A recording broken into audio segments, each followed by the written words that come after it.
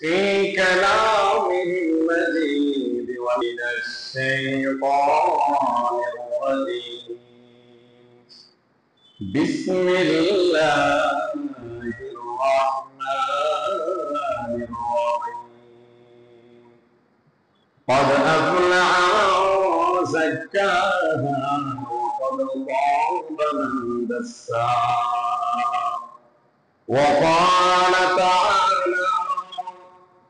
لو تنالوا البر حتى تنفقوا منه رحمني ورحمكم الله تعالى আল্লাহ পাকের আলিশান দরবারে লাখ কোটি শুকর ও সুজুদ যে মন আল্লাহ পাক আমাদেরকে জিলহজ মাসের তৃতীয় জুমা নামাজ আদায়ের নিমিত্তে আল্লাহর ঘর বাইতুল্লাহতে আসার বছর যে রব্বে করিম আমাদেরকে সুযোগ প্রদান করেছেন সে রব্বে করিমের দরবারে উচ্চ আওয়াজে জবান খুলে বলি আলহামদুলিল্লাহ লক্ষ দরুদ সালাম ও নবী পাকের কদম মোবারকে যিনি হায়াতুন নবী জিন্দান নবী নূর নবী শফিউল মুজনাবিন রাহমাতাল লিল আলামিন ওয়া আতানা সিদ্দিল মুরাদিল মুস্তাফিন শামসুল আরিফিন সিরাজুল মুনীর সরকারে দো আলম নূরে মুজাসসাম নবীর উপরে বেয়াত দরুদ সালাম আল্লাহ পাক কবুল করুন সকলে বলুন আমিন তার সাথে সাথে মাগফিরাত কামনা করছি এই মসজিদের আওতাধীন যত আরাকানে মেম্বারান রয়েছেন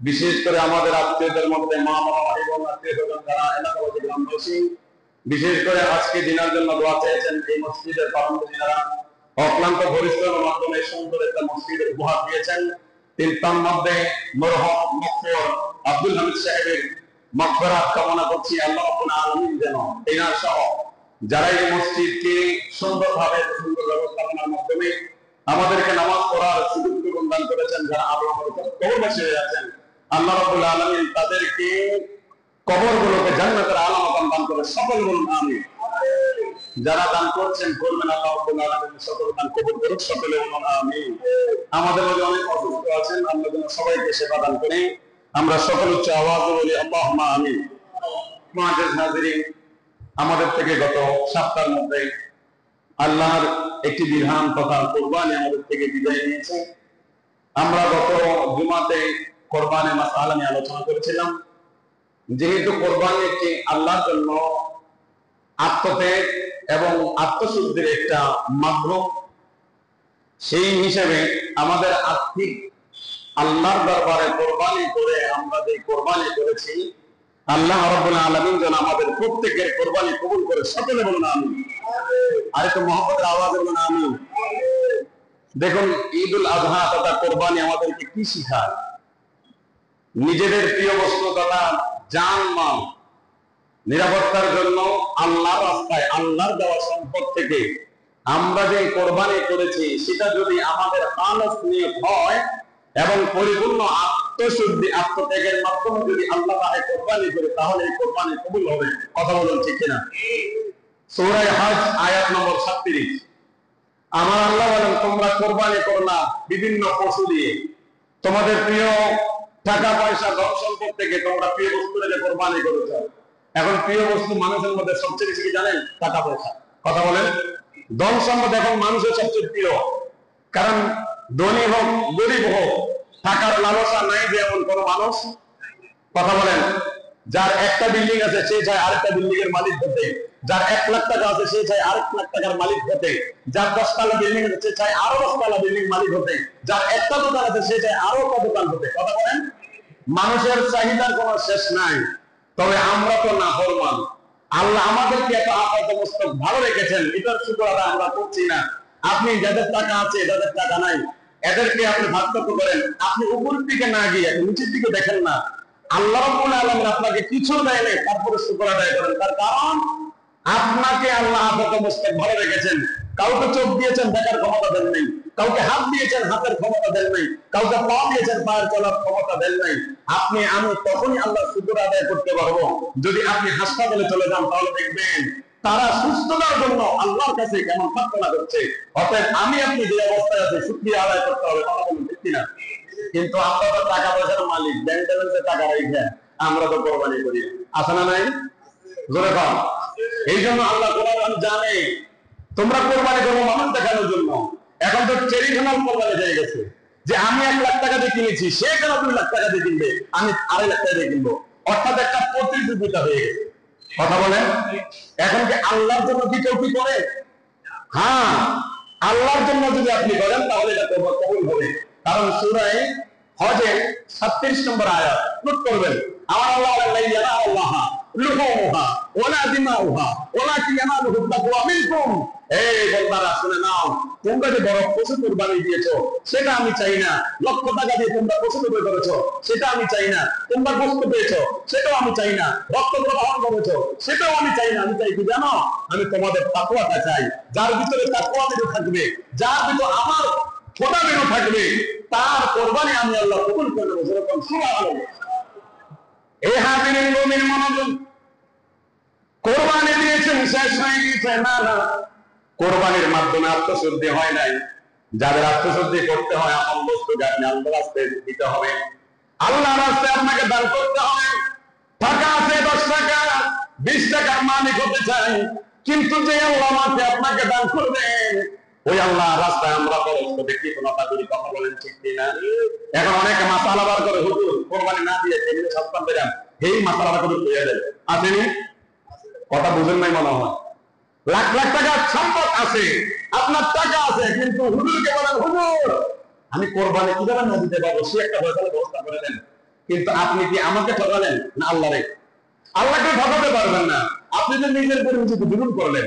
আল্লাহ রাব্বুল আলামিন আমাদেরকে হেদায়েত দান করুন, আমিন বলেন। আরো জোরে বল। আত্মত্যাগ শুধু আজকে এই শুধু কোরবানির মাধ্যমে না, আত্মত্যাগ করতে হবে সব দিক থেকে। সব দিক থেকে আল্লাহর রাহে আপনাকে আত্মশুদ্ধি করতে হবে। এখন আত্মশুদ্ধির মাধ্যমে আরেকটা কি জানেন? সদকা করা। কি করা? জোরে বল না, কি করা? দান সদকা করা। আর এই দান সদকা কোথায় করবেন? সর্বোত্তম দান সদকার জায়গা হলো মসজিদ। সুবহানাল্লাহ বলতেন না? বুখারী শরীফ হাদিস নম্বর 450 নম্বর হাদিস। আমি সবগুলো নোট করে বলবো। আমার নবী কয়, কেউ যদি দুনিয়ার মধ্যে একটা মসজিদ নির্মাণ করে, সবাই তো আর একটা মসজিদ দেওয়ার ক্ষমতা নেই। আমার নবী বলেন, একটা মসজিদ যদি কেউ নির্মাণ করে, বানাল্লাহু বাইতান ফিল জান্নাহ, আল্লাহ তার জন্য জান্নাতে একটা সুন্দর বালাখানা তৈরি করে দেবেন। আর তো মহব্বতে। এখন আবু হুরায়রা রাদিয়াল্লাহু তাআলা বলতেছেন, ইয়া রাসূলুল্লাহ, এত বড় মসজিদ একা দেওয়া তো সম্ভব নয়, আমরা সবাই আসতে পারি? হ্যাঁ, যারা 1 টাকা তোমার সামর্থ্য আছে, 1 টাকা, ওই 1 টাকা মসজিদে দান করো, আল্লাহ তোমার কিয়ামতের দিনে তোমাকে জান্নাতের মধ্যে বলবে, এটা তোমার ফল, এটা তোমার ঘর। তুমি যে 1 টাকা তোমার সামর্থ্য অনুযায়ী দান করেছো, এই দানের বিনিময়ে আল্লাহ তোমার জান্নাতে তোমার জন্য একটা ভালো ঘর তৈরি করে দিয়েছে। আর এটা মহব্বতের ঘর। আমাদের কিছু 1 টাকা দেওয়ার ক্ষমতা আছে না? আরো আছে। জোরে কম। এবার আসেন সূরা আলে ইমরান আয়াত নম্বর 92। আমার আল্লাহ ততক্ষণ পর্যন্ত তোমরা কামিল হতে পারবে না, পাকওয়ালা হতে পারবে না, যতক্ষণ পর্যন্ত তোমাদের প্রিয় বস্তুটাকে আল্লাহর রাস্তায় তোমরা কুরবানি না করবে, আল্লাহর রাস্তায় দান সদকা না করবে। যেরকম সুবহানাল্লাহ। এখন আমাদের সর্বপ্রথম যেই প্রিয় বস্তু সেটা হলো আমাদের টাকা, ধন সম্পদ বর্তমান সময়ে। কথা বলেন। কিন্তু এই প্রিয় সম্পদ থেকে কি আমরা আল্লাহ রাস্তায় তেমন দান করি না? করি না? করি কম। সময় আপনার 10 লাখ টাকার মালিক আছে, এখানে যদি বলি আপনি 1 লাখ টাকা দান করবেন, কেউ দান করবে না। হয়তো সর্বোচ্চ 5,000, সর্বোচ্চ 10,000। সিম্পল। কেন? আমরা দুনিয়ার মায়া পড়ে গেছি। এই দুনিয়াটা ক্ষণস্থায়ী। আপনি দেখেন না, আপনি পিছন দিকে দেখেন না, আমার মতো আপনার মতো তো অনেক মানুষ এই এলাকায়, অনেকে সামনের কাতারে দাঁড়িয়ে নামাজ পড়েছে। আপনার বাবা ছিল, আপনার দাদা ছিল, আপনার পরদাদা ছিল। দেখেন না, এই মসজিদটা তো তখনও ছিল যখন মাটির চাউনি ছিল। কথা বলেন। কিন্তু তারা এখানে নামাজ পড়েছে, আজকে তারা কোথায়? ওই যে আমাদের কবরস্থানে শুয়ে আছে। তারাও তো ঈদের দিন, তারাও তো জুমার দিন সুন্দর কাপড় পরে, সুন্দর পরিধান করে, আপনি আমি যে জায়গায় বসে আছি ঠিক ওই জায়গায় বসেছিল। এখন তারা কোথায়? তাদের জায়গাটা পড়ে আছে, দাদার জায়গা পড়ে আছে, বাবার জায়গা পড়ে আছে, আমার প্রত্যেক সম্পত্তিটা পড়ে আছে, কিন্তু ওই লোকগুলো নাই। কোথায় তারা? চলে গেছে কবরে। এখন কবরে কি নিয়ে গেছে? টাকা পয়সা, ব্যাংক ব্যালেন্স, না ব্যবসা প্রতিষ্ঠান সব এক জায়গায় রয়েছে, কিন্তু শেষ পর্যন্ত তিনি এমন কয়েকটা টুকরা কাপড়ের মালিক হয়েছেন, মাত্র 3 টুকরা কাপড়। আর ওই কাপড় কি জানেন? আমার এই পাঞ্জাবের মধ্যে প্রায় 3-4টা পকেট আছে। আমার আপনার প্রত্যেকের জামার মধ্যে পকেট থাকে, কিন্তু শেষ যাত্রী হিসেবে আমি আপনি যখন চলে যাব কবরে, ওই কবরে যাওয়ার সময় আমাকে আপনাকে যে 3টা টুকরা কাপড় পরাবে, ওই কাপড়ের কোনো পকেট নাই। আপনি টাকা নিয়ে যেতে পারবেন না, ধন নিয়ে যেতে পারবেন না, সম্পদ নিয়ে যেতে পারবেন না, স্ত্রী পুত্র তাও নিয়ে যেতে পারবেন না। কোনটা নিয়ে যাবেন জানেন? একমাত্র ঈমান এবং আমল আপনার সাথে যাবে, আর না হয়তো কিছুই আমার আপনার সাথে যাবে না। কথা বলুন ঠিক কিনা? কিন্তু তারপর আমরা রাবেন। এই যে আমার কালো দাড়ি, আমার তো বয়স ছিল ছোট যখন, তখন দাড়ি উঠে নাই। এখন এই যারা এখানে বসে আছেন, অনেকের লাল দাড়ি সাদা দাড়ি, এখন তারাও তো একসময় আমার মতো এইরকম কালো দাড়ি ছিল। কোথায় গেল সেটা? আপনি কি আপনার বয়সটাকে রুখতে পেরেছেন? না, আপনি তো চলে যাচ্ছেন, যেখানে যাওয়ার সেখানেই। তো কি নিয়ে যাবেন? ধন সম্পদ, টাকা পয়সা, বাড়ি গাড়ি? না, আপনাকে কিছুই নিয়ে যেতে দেবে না। আপনার যেই কাপড়গুলো আছে, যদি খুলতে না পারে কেসি দিয়ে কেটে হলো রেখে দেবে। কথা বলুন ঠিক কিনা? বাস্তবমুখী কথা শুনে যান। আজকে দুনিয়ার মায়ায় পড়ে, এখন দেখেন না, এখন যদি হঠাৎ করে কারেন্ট চলে যায়, সামান্য একটা কথা বলছি, কারেন্ট যদি চলে যায়, আমি আপনি কতক্ষণ তাড়াতাড়ি এখান থেকে বের হবো, আমি আপনার দিশারা হয়ে যাবে। কথা বলেন। অনেকের ঘরের মধ্যে এসি ফিট করা আছে, অনেকের ঘরের মধ্যে আপনার আইপিএস লাগানো আছে, অনেকের ঘরের মধ্যে ঠান্ডা এয়ার কুলার লাগানো আছে, কিন্তু একবার দিকে দেখেছেন আপনি আমি যে কবরের মধ্যে যাব, ওই কবরে নাই বাতি, ওই কবরে নাই সাথী, ওই কবরে এমন একটা জায়গা, যে কবরের মধ্যে যদি আপনি যেতে হয় আমলটা ছাড়া, ঈমান আমল ছাড়া আপনার কিছুই যখন যাবে না। এয়ার কন্ডিশনের জায়গায় এয়ার কন্ডিশন পড়ে থাকবে, টাকার জায়গায় টাকা পড়ে থাকবে, ব্যাংকের জায়গায় ব্যাংক পড়ে থাকবে, আপনার ব্যবসার জায়গায় ব্যবসা পড়ে থাকবে। কিন্তু আপনি যখন চক্ষুটা বন্ধ করবেন, আপন মানুষগুলো আপনাকে বিদায় দেওয়ার জন্য তাড়াতাড়ি ব্যবস্থা করবে। কথা বলেন। কোথায় আছি? কোথায় আছি? আসুন না আত্মত্যাগের মাধ্যমে নিজেদেরকে পরিত্রাণ করি।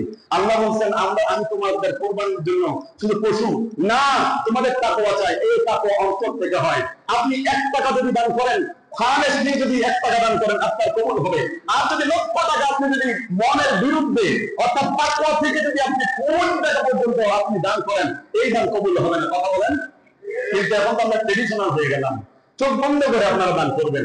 মসজিদ সর্বোত্তম জায়গা। এখন আমার নবীজি সরকারে দো আলম নূরে মুজাসসাম নবীজি মসজিদে নববীতে বসে আছেন। হঠাৎ করে হযরত জিবরাইল আমিন আমার নবীজির কাছে ওহী আনলেন, লা ইয়ানালুল্লাহু বিররা লান তানালুল বিররা হাত্তা তুনফিকু মিম্মা তুহিব্বুন। এই শোনো, তোমরা কামিল ততক্ষণ পর্যন্ত হতে পারবে না যতক্ষণ আপন বস্তু, প্রিয় বস্তুকে আল্লাহর রাস্তায় তোমরা দান না করবে। হযরত আবু তালহা রাদিয়াল্লাহু তাআলা আনহু তিনি কম্পন সৃষ্টি হয়ে গেল, ঘাওয়া পান এমন ভাবে হয়ে গেল, তিনি দাঁড়িয়ে গেলেন, ইয়া রাসূলুল্লাহ, ইয়া হাবিবাল্লাহ, এই যে মসজিদে কুবার সামনে, অর্থাৎ মসজিদে নববীর সামনে যে এত বড় একটা বাগান দেখছেন, এটা হলো আমার কাছে সবচেয়ে প্রিয়। ইয়া রাসূলুল্লাহ, আমি চাই এই মুহূর্তে আমার এই বাগানটা আল্লাহর রাস্তায় দান করে দিবেন। আরেকটু জোরে বল। এ হাবিব নবীর মনোযোগ। হযরত আবু তালহা আমার নবীর সামনে ছিলেন। হাদিসের মধ্যে পেলাম এই আবু তালহা রাদিয়াল্লাহু তাআলা একটা না দুইটা নয়, প্রায় শত শত খেজুরের বাগান ছিল। ওই খেজুরের বাগান থেকে বুহাইরা নামক যে খেজুর গাছটা আছে, বুহাইরা নামক যে খেজুর গাছ, যে খেজুরের বাগান আছে, ওই খেজুরের বাগানটা তার কাছে বেশি দিয়েছিল। সন্তান থেকে, সব সম্পত্তি থেকে, শরীর জিনিসটা, এই জায়গাটা বেশি কিনার কাছে প্রিয় ছিল। শুধু তাই নয়, এই কূপের এই জায়গার মধ্যে একটা কূপ ছিল, ওই কূপের পানি অত্যন্ত মিষ্টি ছিল। সুবহানাল্লাহ। হযরত আবু তালহা রাদিয়াল্লাহু তাআলা যখন এই আয়াত নাযিল হলেন, আমার নবীজি বলেন, ইয়া রাসূলুল্লাহ, ইয়া হাবিবাল্লাহ, শত শত ওই বাগান থেকে এই বাগানটা আমার কাছে বেশি প্রিয়। আমি চাই আমার এই বাগানটা আল্লাহর রাস্তায় দান করে দিতে। আল্লাহু আকবার। কিন্তু এখন তো আমরা চাই কি, সর্বনিম্ন যেটা আছে সেটা দিয়ে আমরা দান করি। আসলে মসজিদের মধ্যে তিক্ত অভিজ্ঞতা তো আছে। এই যে আমরা নামাজের সালাম বিনামে করে বলি যে ভাই 10 টাকা দেন, 5 টাকা দেন, 100 টাকা দেন, দেখবেন যে পকেটের মধ্যে যেটা চলে না সেটা মসজিদে চালাই দেয়। কি না? আমি তিক্ত অভিজ্ঞতা থেকে বলতেছি। আমি কয়েকটা প্রোগ্রামে গেছিলাম, প্রোগ্রাম শেষ করার পরে হাতিয়ে দেয়, তখন তো পকেটে আমি দেখি না।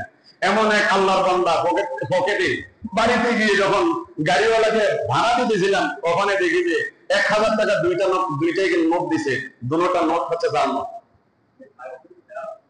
কোথায় যাবেন? আমার নিজের অভিজ্ঞতা থেকে বলতেছি, এখানে দাঁড়িয়ে মিথ্যা নয়। আমাকে 2000 টাকা নোট দিয়েছে, তাও দুটোটা নোট। মানুষটা এমন কথা বলে। তো ফাঁড়া সিরা গুলো মসজিদে আছে, যেগুলো দেখছে যে দোকান ঘরে চলে না, কোথায় চালাইবো? মসজিদে চালাই দিই। এরকম আসেনি? কথা কোন আসেনি? আপনার আল্লাহ দোহাই লাগে, টাকাটা ওইটা দেবেন, যেটা আপনার বেশি প্রিয় সেটা দান করেন, আল্লাহ এটাকে কবুল করবে। এখন আমরা তো দান করি না। আপনি একটা না 10 টাকা 100 টাকা দরকার নাই, আপনি প্রত্যেক জমাতে 10 টাকা নাই বলে ফেলে দেন না। প্রতিদিন আসার সময় 10 টাকা মসজিদে নিয়ে আসেন না। এই 10 টাকা যখন মসজিদে নিয়ে আসবেন, খালিস কিন্তু যখন দান করবেন, কিয়ামতের ময়দানে আপনি গুনার পাল্লা যখন ভারী হয়ে যাবে, দুই মালাইকা যখন আপনাকে টেনে হিঁচড়ে নিয়ে যাবে, তখন ওই যে দান করেছেন দানের একটা পাহাড় আল্লাহ আপনার জন্য আমার জন্য রেখে দেবে। ফেরেশতাদেরকে ডেকে বললেন, আল্লাহ ডেকে বললেন, এ ফেরেশতা, তাকে কোথায় নিয়ে যাও? কয় আল্লাহ, আপনি তো বলেছেন তাদেরকে মিজানের পাল্লা যদি তাদের হালকা হয়ে যায়, তাদের পথ যদি হালকা ভারী হয়ে যায়, তাদেরকে ধাক্কায় আমরা জাহান্নামে দেব, আমাদেরকে আপনি এটাও দিয়ে হুকুম দিয়েছেন। আমার আল্লাহ বলবে, অঙ্গুর হাতাল জবান, এই বান্দাকে ছেড়ে দাও, আর ওই পাহাড় সমান পরিমাণ যে নেকগুলো আছে ওই নেকগুলো তার আমলনামায় দিয়ে দাও। এখন ওই বান্দা বলবে, আল্লাহ, দুনিয়ার মধ্যে এমন কোন আমল করলেন যে আমলের পাহাড় হলো, ওই আমলটা কি আমল আমি তো নিজেও জানি না। আমার আল্লাহ বলবে, বান্দা রে, তুমি ভুলে গেছো, কিন্তু আমি মালিক ভুলি নাই। ওই যে গাজীপুর কালিকা জানো মসজিদে, ম্যাডাম জানো মসজিদে নামাজ পড়তে গিয়েছিলাম, তোমার মন থেকে তুমি ডান হাতে কেউ দেখে না মতো তুমি এমন ভাবে দান করেছো, এই দানটা আমি আল্লাহ রাব্বুল আলামিন সংরক্ষণ করে রেখে দিয়েছি। আজকে এই দানের খাতিরে তোমাকে আমি আল্লাহ জান্নাত দান করে দিলাম। ইয়া রাসূলুল্লাহ, ইয়া হাবিবাল্লাহ, ইয়া রাসূলুল্লাহ, ইয়া হাবিবাল্লাহ, ইয়া রাসূলুল্লাহ,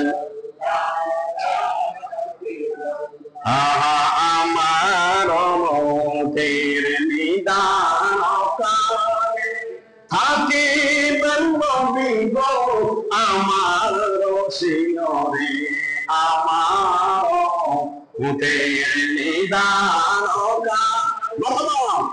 কে নবী গো আমার রসিয়রে, দেখিব আপনাকে নয়ন ভরে, দেখিব আপনাকে নয়ন ভরে, ইয়া রাসূলুল্লাহ, ইয়া রাসূলুল্লাহ, সকলের মারহাবা। তাহলে আমি আপনি ইনশাআল্লাহ দানের হাদিয়া, দানের হাতটা বাড়াবো তো ইনশাআল্লাহ।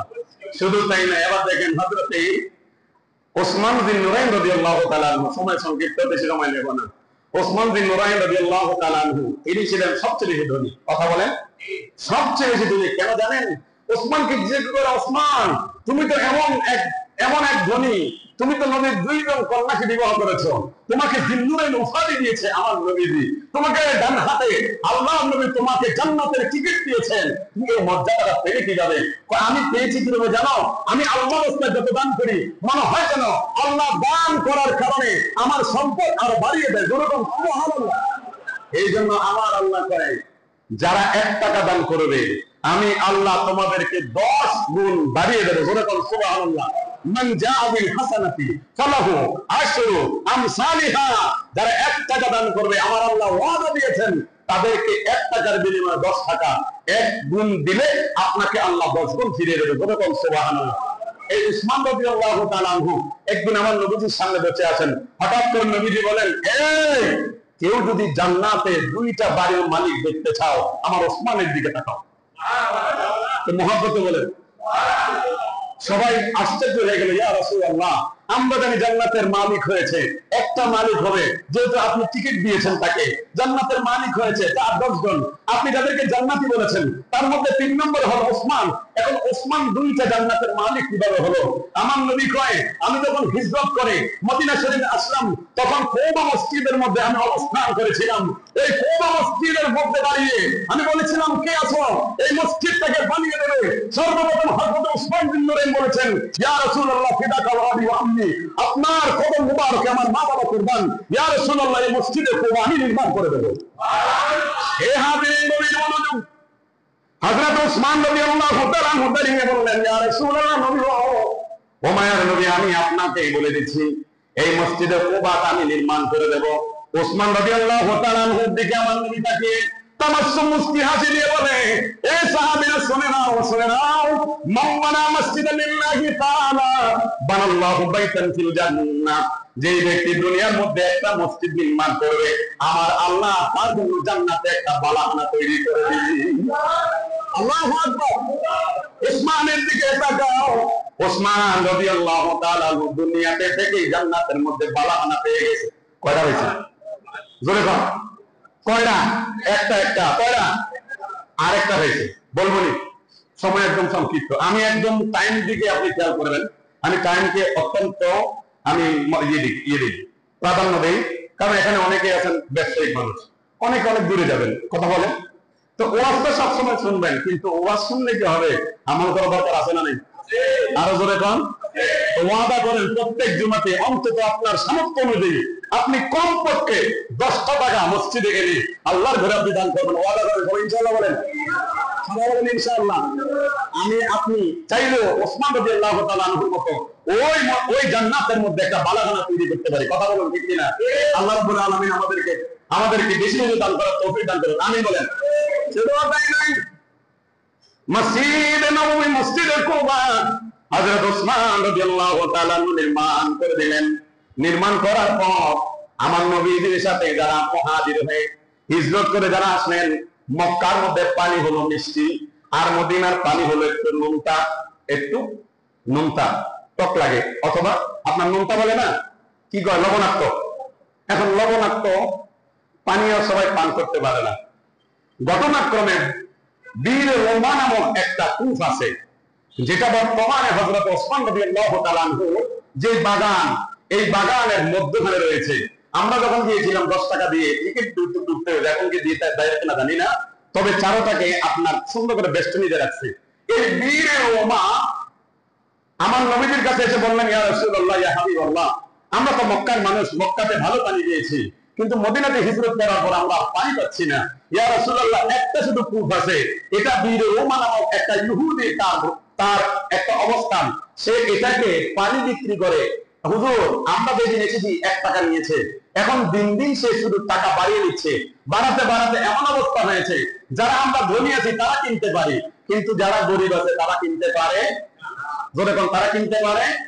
তখন আমার নবীজি বললেন, কে আসো এখান থেকে এই বীর রোমা যে কিনে দিতে পারবে, যে মানুষের জন্য, সাহাবীদের জন্য ওয়াকফ করে দিতে পারবে, আল্লাহ রাব্বুল আলামিন তার জন্য জান্নাতে একটা বালাখানা তৈরি করে দেবেন।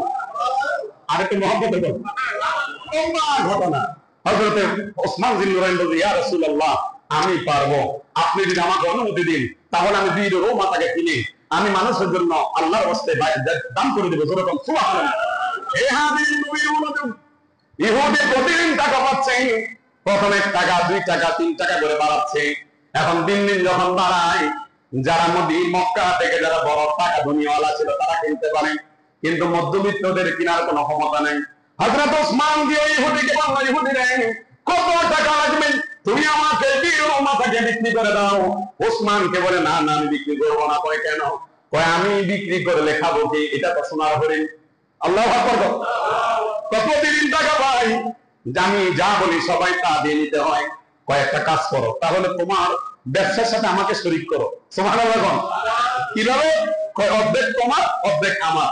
এখন অর্ধেক তুমি আমার কাছে বিক্রি করে দাও, অর্ধেক তোমার কাছে থাক। কত দিবা? কয় 60 দিরহাম, 60,000 দিরহাম। সুবহানাল্লাহ বলেন। 60,000 দিরহাম কি বাইরে গেছে? আল্লাহু আকবার বলেন না। হযরত ওসমান কয়, তুমি যদি বলতা যে আমার পুরা সম্পদ গুলো দেওয়ার পরও এই বীর রোমা অর্ধেক মানে তুমি আমাকে করবা, আমি নবীর প্রেমে কুরবান হয়ে আমার সব সম্পত্তি তোমাকে দিয়ে দিতাম করে দেবো। আল্লাহু আকবার। কেমন প্রেম ছিল নবীর প্রেমে, সব কুরবান করে দিয়েছে। হযরত ওসমান বলতেছে তাহলে অর্ধেক মালিক, কন্ডিশন হলো সপ্তাহে কয়দিন, কয়দিনে সপ্তাহ হয়, জোরে বল না, 7 দিনে যেহেতু সপ্তাহ হয়, যেহেতু তোমার অর্ধেক আমার অর্ধেক, তাহলে আমরা ভাগ করবো 3 দিন 3 দিন করে, একদিন মাপ, একদিন বসে থাকবা। আচ্ছা ঠিক আছে মানলাম, 3 দিন তোমার 3 দিন আমার। সালাতুন ইয়া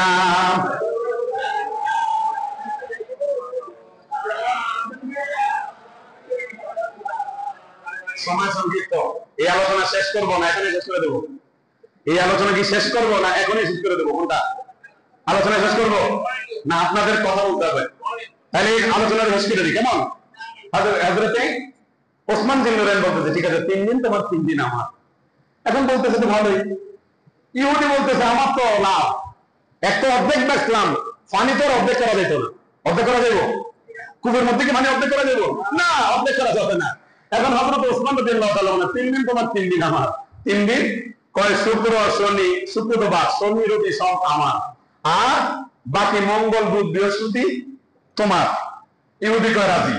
এখন হযরত ওসমান রাদিয়াল্লাহু তাআলা আমার নবীর কদমে গিয়ে ইয়া রাসূলুল্লাহ ইয়া হাবিবাল্লাহ, সেটা পুরোটা বিক্রি করে নাই, আমি অর্ধেক কিনে নিয়ে আসছি, ইয়া রাসূলুল্লাহ আপনি যদি অনুমতি দেন তো আমার পুরো মদিনাবাসীকে এলান করে দিব এই 3 দিন যারা এই কূপ থেকে পানি নেবে 1 টাকাও দিতে পারবে না, দিতে হবে না, চাই সে মুসলিম হোক, চাই সে মুনাফিক হোক, চাই কে কাফের হোক, যে আছে মদিনাবাসী সবাই এই বীর রোমা থেকে যে যার অবস্থান থেকে তোমরা নিয়ে শুধু খেতে পারবে, ব্যবহার করতে পারবে, 1 টাকাও দিতে হবে না। কোনো কষ্ট নেই।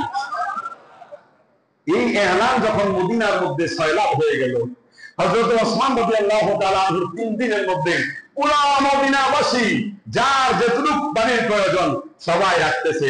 হযরত ওসমান বলছে তোমরা 3 দিন কি করবে, 3 দিনের পানি পর্যন্ত তোমরা অবশিষ্ট রেখে দাও। এখন ইহুদির ফালা আসলে কেউ আর পানি কিনতে আসে না, কেউ আর পানি কিনতে, আচ্ছা মাংনা ভাই কি ভাই টেয়া দিয়ে কিনবো তো, কথা কয় না, মাংনা ভাই কি টেয়া দিয়ে কিনবো? এখন 3 দিন সবাই তো নিজের অবস্থান থেকে সবাই ওই বাকি 3 দিন যেন চলতে পারে ওই রকম পানি সে তারা মজুদ করে রাখলো। ইহুদি দিশা দিশা না পাইয়া তো ওসমান তোমার তো হিকমত আছে, তুমি তো ওই পীরের কোনায় বসেছ, দয়াল নবীজি তোমাকে বলেছে এটা তুমি মানুষের কাছে ব্যয় করে দিতে, তুমি মানুষের কাছে দিয়ে দিতে, তুমি আল্লাহর রাস্তায় দান করে দিতে। ওসমান আমাকে আরো 30,000 দিরহাম দিয়ে দাও, পুরা কুফ তোমার হয়ে যাবে। এরকম ছিল হযরত ওসমান রাদিয়াল্লাহু তাআলা বাকি 30,000 দিরহাম দিয়ে এই বীর রোমাটা কিনে গোটা আরব মদিনার মধ্যে এলান করে দিলেন, কে আসবো এই মসজিদ নববীর আওতাধীন নয়, গোটা মদিনার মধ্যে যাদের পানির প্রয়োজন হবে আজকে আমি ওসমান বললাম এই বীর রোমাটা তোমাদেরকে কিনে দিয়েছি, আজকে থেকে কেউ টাকা দিয়ে বীর রোমার পানি কিনতে হবে না, সবাই আল্লাহর রাস্তায় আল্লাহর রাস্তায় সবাই এই পানি পান করতে পারবে। হযরত ওসমান গেলেন নবীজির দরবারে, ইয়া রাসূলুল্লাহ ইয়া হাবিবাল্লাহ, নবী গো ইহুদি তো আমার কাছে এই কূপটা বিক্রি করে দিয়েছি। সাহাবীদেরকে ডেকে বলে সাহাবীরা রে আজকে তোমরা যদি জান্নাতে দ্বিতীয় মালিক দেখতে চাও এই হযরত ওসমানের দিকে তাকাও, আমার আল্লাহ বীর রোমা কিনার কারণে আল্লাহ রাস্তায় দান করার কারণে হযরত ওসমান রাদিয়াল্লাহু তাআলা আনহুকে জান্নাতের আরেকটা মালিক বানিয়ে দিয়েছে। আল্লাহু আকবার। আমরা যদি এইরকম দান করি আল্লাহ আমাদেরকে জান্নাতের মালিক বানাবে কি বানাবে না? আল্লাহ রাব্বুল আলামিন আমাদেরকে এইরকম বেশি বেশি করে দান করার তৌফিক দান করুন। আমিন। ওয়া আখিরু দাওয়ানা আলহামদুলিল্লাহি রাব্বিল আলামিন। আসসালামু আলাইকুম ওয়া রাহমাতুল্লাহি